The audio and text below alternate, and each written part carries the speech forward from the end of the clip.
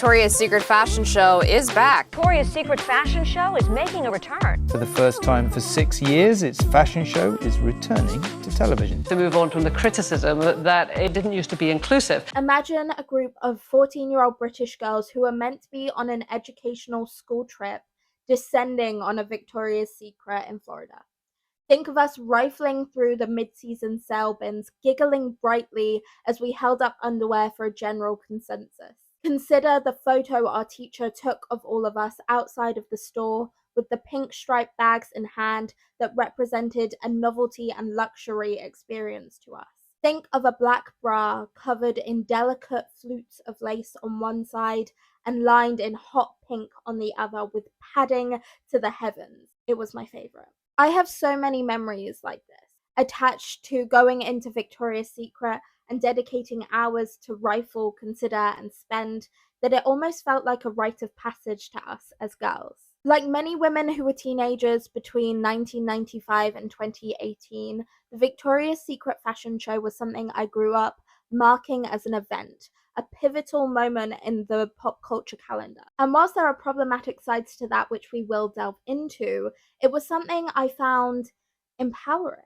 For me, it was influential because it granted permission to be sexy in a fun, female-focused environment where, in a rare moment in fashion, you got to get to know the models and see their personalities as they walked down the runway. Now I look back, and whilst I still love the fun and spectacle of it all, I can't deny that the Victoria's Secret fashion show, amongst other media, belonged to a cultural moment that contributed to my own and many other women's unhealthy habits.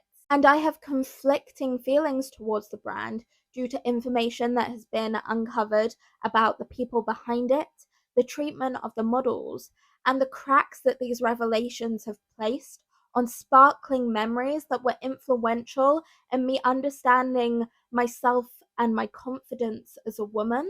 So from being something so integral to so many girls, what caused Victoria's Secret's fall from grace? Let's go into the history, the controversy, and the response in the wake of Victoria's Secret's 2024 return to the runway. The history. So Victoria's Secret was originally founded in 1977 by Roy Raymond. After years earlier, he felt embarrassment when buying lingerie for his wife at a department store. Victoria's Secret was originally founded as a place that men would feel comfortable shopping for lingerie. It's not until the company's assets of 6 lingerie shops and a catalogue was sold to Les Wexner in 1982 that the brand we know as iconic began to emerge. Les Wexner is the founder and was the CEO of L Brands, then known as The Limited, which was a specialty retailer that owned brands such as Victoria's Secret, Pink, Bath & Body Works, Henry Bendel's, Abercrombie & Fitch, just to name a few. Since its establishment in 1982, many of these brands have been sold off, and in 2021, Victoria's Secret spun off into its own publicly trading company. Now, in 2024, L Brands is simply known as Bath & Body Works Incorporated, of which Les Wexner is no longer CEO. So how did L Brands and Les Wexner take Victoria's Secret from 6 stores and a catalogue to a global empire, only for Victoria's Secret to struggle to keep up with competition and the cultural climate, and in 2018, L Brands to be one of the worst performing stocks? Well, first, it's important to note that the Victoria of Victoria's Secret never existed. She was a character of aspiration meant to encourage an intimacy with the customer. And Victoria's Secret, whilst a female-focused brand, was very much a male-dominated business. It felt like an old boys club. As Jack stated in her song of the same name as the brand, the real Victoria's Secret is actually she's an old man who lives in Ohio, making money off of girls like me, cashing in on body issues till they're skin and bones with big boobs. Directly referencing the Ohio billionaire Les Wexner and the unattainable body standards that his brand upheld for years. There was never a real Victoria.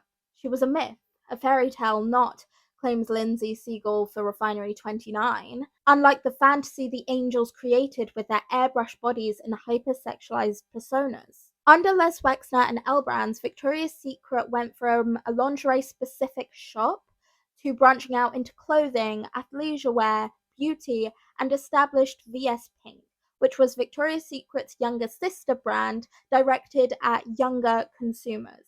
However, the focus on the brand always stayed on lingerie, lace, and bras. And in 1995, this branched out into the Victoria's Secret fashion show. However, it's not until 2001 that the Victoria's Secret fashion show was broadcast on CBS primetime and was viewed by 12.4 million people for the first time. With this came the rise of the Victoria's Secret Angels, who weren't only the faces on the runway or in marketing campaigns, but were an integral part of the fabric of the brand. They were the face and the character the public knew. In the absence of a singular Victoria, the Angel stood as an idealized standard, which in many cases can be seen as highly unachievable, which marked the image of the brand. Models like Adriana Lima, Alessandra Ambrosio, Tyra Banks, Heidi Klum, Bahiti Prinsloo, Candice Swanepoel, Lily Aldridge, Miranda Kurt, Doutzen Crows, and Giselle Bundchen are amongst the names of the models notorious for their time as Victoria's Secret Angels. They would fly all over the world to take place in these fashion show spectaculars, which included musical performers such as Harry Styles, Fall Out Boy, Taylor Swift, Nicki Minaj, Ariana Grande, and Justin Bieber. And they would be present for store openings. They would promote the brand on social media, all on top of being the face of the in-store brand and the catalogue. And on top of musical performances, the Victoria's Secret fashion show consisted of many themes and segments to keep the show going. It featured beautiful wings that looked more like intricate sculptures that would be worn down the runway, and they created the coveted fantasy bra, which one model each year would be chosen to wear.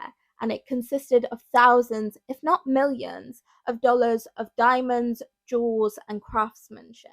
And just like that, Victoria's Secret became a household name. The controversy. So one of the many controversies surrounding Victoria's Secret is the fact that Les Wexner had close ties to Jeffrey Epstein. After meeting Epstein at some point in the mid-80s, Wexner both employed Epstein as his financial advisor and gave him complete financial power of attorney. In 2019, a spokesperson for the Wexner family told the Washington Post that Wexner had severed all ties with Epstein in 2007. According to the spokesperson, the whole Wexner family condemned Epstein's actions. However, Wexner himself did not speak on Epstein until after his death. Wexner claimed Epstein to be a devious mastermind who took advantage of him, including misappropriating vast sums of his money. This is potentially referring to the nearly $47 million that Epstein transferred back into a Wexner-controlled charity fund in 2018. However, Wexner never reported a theft of this nearly $47 million. And whilst Wexner distanced himself from Epstein, it's hard to ignore how close their relationship was for years. This includes Epstein starting to take more of an authoritative role within L Brands, and Wexner himself, employees have claimed, often deferring to him in meetings. Wexner is also the one who sold Epstein his New York City townhouse, which has been cited as a location for Epstein's abuse. So whilst this relationship is not directly incriminating, the closeness between Epstein and Wexner can lead us to speculate that Wexner may have known or suspected more than he has let on. However, there are more direct ties to how Epstein impacted the cultural climate of Victoria's Secret. As the New York Times expose how Jeffrey Epstein used the billionaire behind Victoria's Secret for wealth and women, and the Hulu documentary Angels and Demons explore, during Epstein's time as financial advisor for Wexner in the 90s, he tried to pose as a recruiter for Victoria's Secret to get access to young models. A case of this abuse of power occurred in 1997, when the then 27-year-old Alicia Arden was invited to a hotel room by Epstein under the guise of discussing an appearance in the Victoria's Secret catalogue. Instead, as she recalls in Angels and Demons, Epstein grabbed her and tried to undress her. So all of this brings into question what kind of brand culture, climate, and atmosphere has been hidden behind the scenes for years within Victoria's Secret. That brings us to our next controversy: Ed RAZEK. As noted by Jessica Bailey in Grazia magazine, RAZEK was a large part of the brand being seen as outwardly anachronistic. RAZEK was the chief marketing officer who, if you've ever seen footage of model castings for the Victoria's Secret fashion show, you will have seen him sat on the panel in a full suit opposite the models in underwear and a pair of heels. Something about that picture just makes me think there is quite possibly no greater juxtaposition between power and vulnerability, especially when you consider that RAZEK was largely regarded as Wexner's proxy, and so to a degree he was considered untouchable. This power is something RAZEK seemed to wield with pleasure in both overt and covert ways, from making sexist comments about the models and other women who worked for the brand's bodies, to emphasizing to the models of the Victoria's Secret fashion show how lucky they were to be there, with the unsaid truth hanging in the air that he was the one that gifted them that luck, and as such, he was the one that could take it away. The podcast Fallen Angels features audio clips of RAZEK talking to the models and saying, "In the entire history of the show, 152 girls have walked the runway for us. That's it. And there's 6 billion people on the planet. That means that each and every one of you is 1 in 40 million." Hours before the 2018 Victoria's Secret fashion show, RAZEK was asked in an interview with Vogue why there were no plus-size or transgender models walking the runway. The Hollywood Reporter notes that in his response, which included the use of the word transsexual, an outdated and offensive term, RAZEK said that trans and plus-size women do not exemplify the fantasy that Victoria's Secret is trying to sell. In a cultural climate that backed inclusivity in 2018, this caused much controversy around the show and caused many to boycott the brand altogether. In 2019, L Brands claimed their reason for cancelling the fashion show that year was to evolve the marketing of Victoria's Secret amid declining ratings and criticism about body positivity. Many of these criticisms can be linked back to RAZEK's comments to Vogue the year before, which he had apologized to following public backlash. The same year that the show was cancelled, RAZEK resigned from his position at Victoria's Secret. So it only seems appropriate to speculate whether he was one of the main voices that was against this step forward towards inclusivity within the brand, and whether he was a reason that this very publicly popular move towards inclusivity had not happened earlier. This also comes hand in hand with backlash from former models of the brand. A former Victoria's Secret model, Bridget Malcolm, sat down with 60 Minutes Australia and described working with the brand as traumatic. Malcolm walked in 2015 and 2016 through what she alleges to be an exploitative culture that she, quote, felt like controlling women, getting women as small as possible and then even not being small enough. The Australian model was scouted at 14 and developed an eating disorder throughout her career. Her comments on the culture of Victoria's Secret suggest that this almost felt like a requirement to meet the expectations and unrealistic standards of the brand, especially when she notes that she attempted to get the show whilst preparing in a healthy manner, but actually failed to book the show due to having gained half an inch on her hips that year. So the question is, what does Victoria's Secret look like in a post-Me Too world that embraces body positivity and pushes inclusivity? Victoria's Secret on life support. So what moves have been made for change in the wake of Victoria's Secret's cancellation of their 2019 fashion show? In a complete overhaul of the brand's image, Victoria's Secret replaced its angels with the newly conceptualized VS Collective in 2021. This is a group composed of 7 ambassadors meant to showcase Victoria's Secret's focus on an embracement of diversity. This included Megan Rapinoe, an openly lesbian soccer player and gender equality advocate, Eileen Gu, a 17-year-old Chinese-American freestyle skier, Paloma Alcessa, a biracial model and inclusivity advocate, and Priyanka Chopra Jonas, an Indian actress and tech company investor. This collective represented women working to champion equality and diversity while showcasing a range of races, body types, and ages.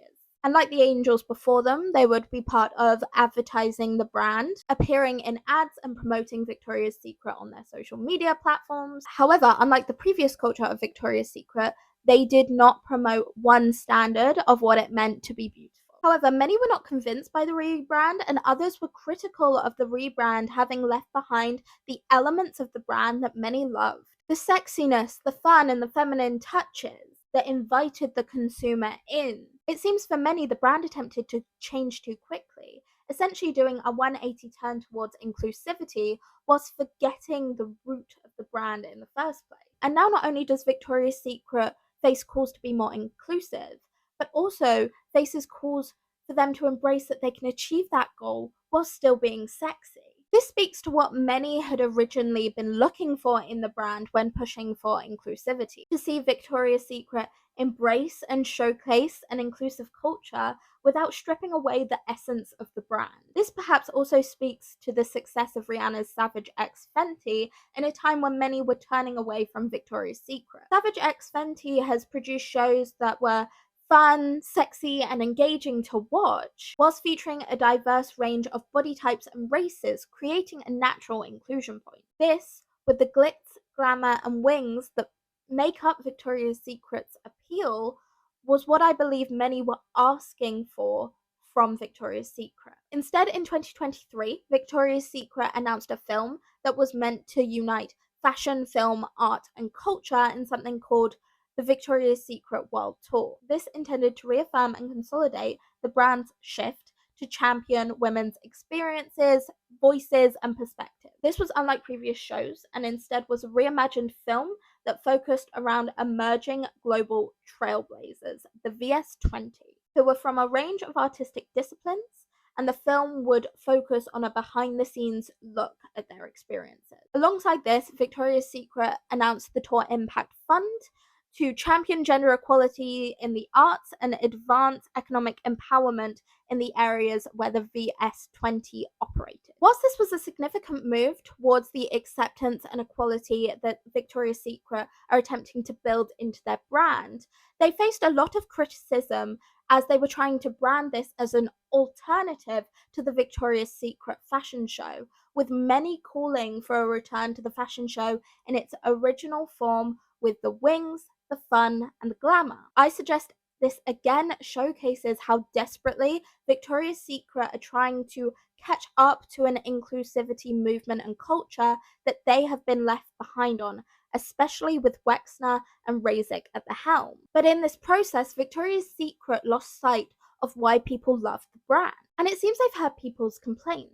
In 2024, the Victoria's Secret fashion show makes its return to the familiar format, this time live from New York City. This includes a return to the OG models, some fresh new faces, and the promise that it is everything people loved about the shows, simply with a more inclusive approach. The reboot. We cannot ignore that whilst RAZEK's comments surrounding plus-size models and the outrage that they caused operated in a moment where the body positivity moment was in full swing, since then it has begun to backslide with the rise of Ozempic and aesthetics such as heroin chic and indie sleaze, specifically of the Tumblr era variety, alongside the rising popularity amongst celebrities of losing weight to showcase unachievable body standards. As such, I've seen very mixed messaging on social media surrounding what people actually want from the Victoria's Secret fashion show in 2024. Whilst many have remained true to the body positive push from 2018,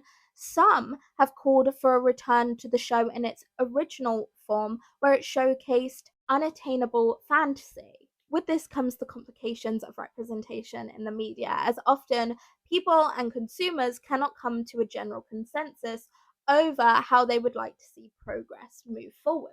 And here lies the complications of absence. As it has been 6 years since the last Victoria's Secret fashion show, many people's interest in it relies on nostalgia for what the show once was. When announcing the return of the show, the Victoria's Secret's official Instagram said, "The Victoria's Secret fashion show is back, and we will reflect who we are today, plus everything you know and love. The glamour, runway, wings, musical entertainment, and more. Stay tuned, it only gets more iconic from here." But what does it mean to represent Victoria's Secret today? Well, let me share some of my thoughts. The first opening walk with Gigi Hadid with these pale pink, beautiful mechanical wings and that short bob felt like both a homage to the old and the new. It felt like we opened with a spectacle, although I'm not quite sure that carried through the entire show. Let's talk hair really, really quickly.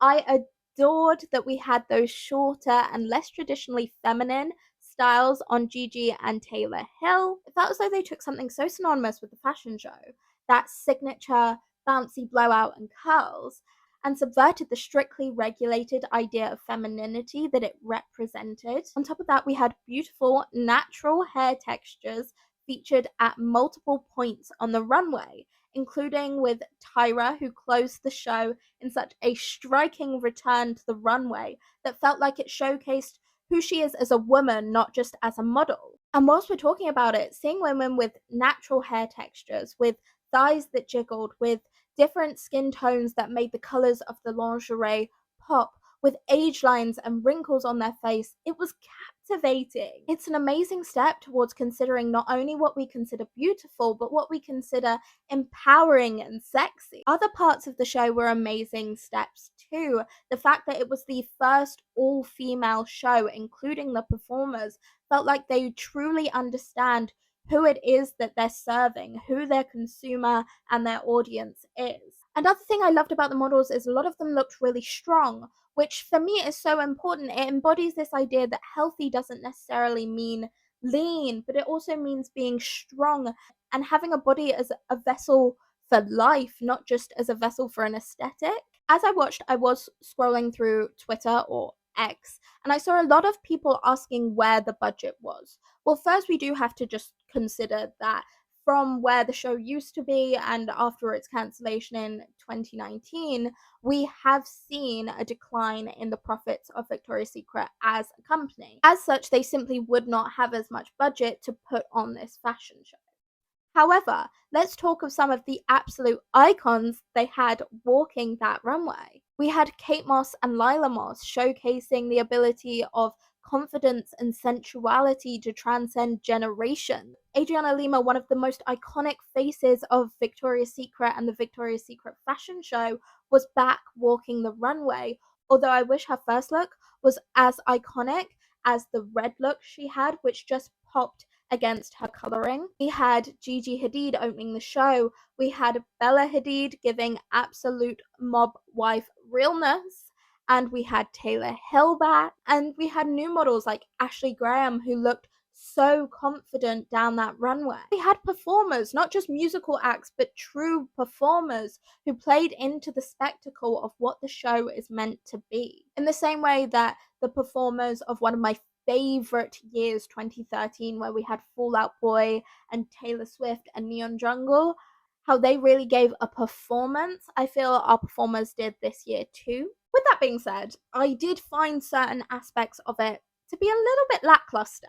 To a certain degree, I attribute this to the fact that it felt as though they were trying to make the Victoria's Secret fashion show a high fashion event. The stage itself felt like it gave a modern minimalism, which is the exact opposite of what I expect from the Victoria's Secret fashion show. I expect camp, eccentricity, maximalism, all rolled up with fun and sexy, and that just wasn't there for me from the staging or from a lot of the walks. I'm guessing because it was live, there were no segments or themes, there were no videos of the models running around backstage, there wasn't a whole lot of interaction between the models and the performers. Essentially, it felt like we were missing a little bit of personality in the show and getting to know the models as well, especially the new ones. I did enjoy the interviews at the start, both on the red carpet for the guests and also with some of the models, and I think it was great for building hype and atmosphere, but I do miss those moments that we saw through video segments within the show itself as well. And the lack of large-scale concepts meant there were no props or staging to go along with the energy of a theme. So for me, there's meant to be a dynamic shift within the show to keep everything exciting and engaging. In the past, that meant you understood concepts and storytelling, whilst also leaving space for iconic moments like the Victoria's Secret pink section, which always felt like a utopia of girlhood, or the fantasy bra. That was a moment in the show that you got to luxuriate in what the Victoria's Secret fashion show was, not Victoria's Secret as a wearable or high fashion brand. And there was something off about the atmosphere that I couldn't quite place until I opened TikTok and saw someone talk about the crowd. When you panned to them, they all looked really bored. But on top of that, we had none of the panning to spouses, boyfriends, loved ones as the models walked the runway, which was always such fun little interaction moments. In the interviews beforehand that I've mentioned, Dylan Sprouse showcased that he'd made signs with blown up photos of him and Barbara Palvin's dog and cat that he was going to show as she walked.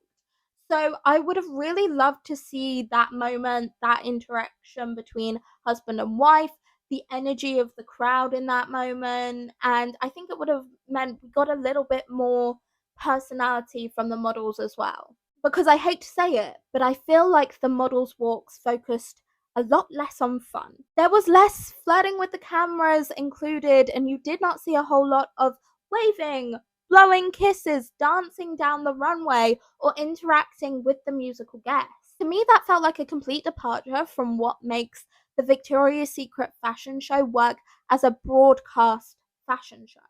It is meant to showcase the personality of the brand in a way that more high fashion week fashion shows don't. And it did feel rushed to me because it was one continuous show with performances. It didn't have the segments to have energy shifts throughout the show and keep you engaged as a viewer. It almost felt like a teaser of what the Victoria's Secret fashion show could be in the future if there's more interest in the brand and therefore a bigger budget to execute it. With that being said, even with a small budget, I think the energy of the audience and the persona of the models is something that could really easily be fixed to bring back part of that fun playfulness that so many loved Victoria's Secret and the Victoria's Secret fashion show for. With that being said, the messaging and the models that were put on stage were what I wanted to see. There were models of different body types, there were transgender models, but it did still fall slightly short of the energy of the show that we used to get. Because the fashion show to me is a show in the sense of theatre, of spectacle, not necessarily in terms of your stereotypical fashion show. And whilst many, including myself, are excited to see more diversity and inclusion on the runway, it's also important to take into consider criticisms like Danny Maher for Harper's Bazaar, who said, "The runway was still overwhelmingly dominated by thin, conventionally attractive models. That narrow lens of beauty that hurt so many of us impressionable teens as we grew up watching the show seemed to linger in the air." Maher also noted that all of the models seemed to be visibly able-bodied. On this note, I saw a comment on Ella Hewitt's TikTok that was discussing the show, which talked about how Lila Moss, who is diabetic, usually walks shows with her devices showing, and she didn't for the Victoria's Secret fashion show. Now, we can't be sure whether this was a brand or personal choice, but we can say that those opportunities for inclusivity, further inclusivity, they are there, and I think they should be taken and explored more in the future. I also selfishly would have loved to see shorter models on the runway. Like, bring in Sabrina Carpenter to do a pink section and have some short models. It would be so cute. I'm 5'0" for reference. Could potentially argue that bringing back so many big names that are known for being part of the Victoria's Secret fashion show, and big names in general that would garner attention to ensure a viewership, meant that there were fewer places on the runway for new, diverse talent to walk. However, it's definitely a step in the right direction, with multiple iterations of what it means to be a beautiful, sensual woman displayed across race, age, and body type. And the culture of the business and brand also seems to be heading in the right direction, as Ashley Graham talked to People about her apprehensions around taking the job and the conversations she had with the brand surrounding this. At first, when they asked me to be in the show, I was a little bit hesitant because there has been a brand DNA that has been very hard to be a part of for so many years for so many of us, especially growing up with the brand and not always fitting in the brand and the brand not making sizes for us. Perhaps an important context to consider alongside the Victoria's Secret fashion show is how the business itself is taking steps in the right direction. In September of this year, Hilary Super, the former CEO of Savage X Fenty, became the CEO of Victoria's Secret. So we are in an era of the brand where it has a female CEO who was previously associated with a brand known for its inclusivity. Similarly, its board of directors now consists of 8 women and only 1 man.